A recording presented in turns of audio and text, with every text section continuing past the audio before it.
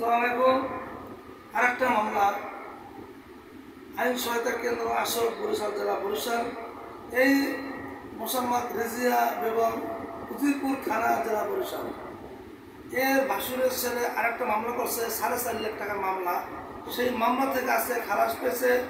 আমি সহযোগিতা যত আইনের সহযোগিতা করছি তার ছেলে মেয়ে তার কোনো খোঁজ খবর নেয় না, সে ভুক্তভোগী যান। আমি নিজের থেকে মামলা চালাইছি এবং সবাই দোয়া করবেন, সে খালাস পাইছে আজকে মিথ্যা মামলা থেকে।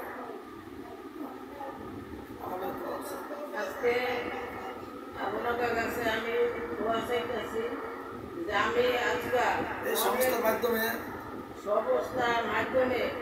সহযোগিতায় আমি আজ মিথ্যা মামলা থেকে খালাস দিয়েছে 4.5 লাখ টাকা। 4.5 লাখ টাকা 4.5 লাখ টাকার মামলা আমি আজ 5 বছর ভুগি, কিন্তু এই সংস্থায় আসিয়া আমি উপকার পাইছি যে আমার সহযোগিতা তারা অনেকেই করছে।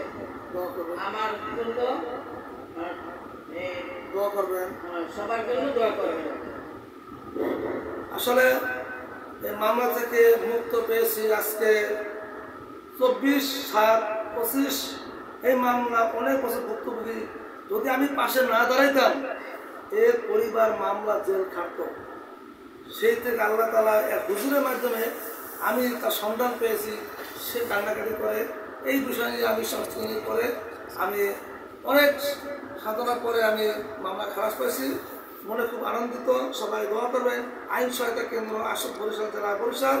যারা ভুক্তভোগী যোগাযোগ করবেন 01756152702। ধন্যবাদ। আসসালামু আলাইকুম।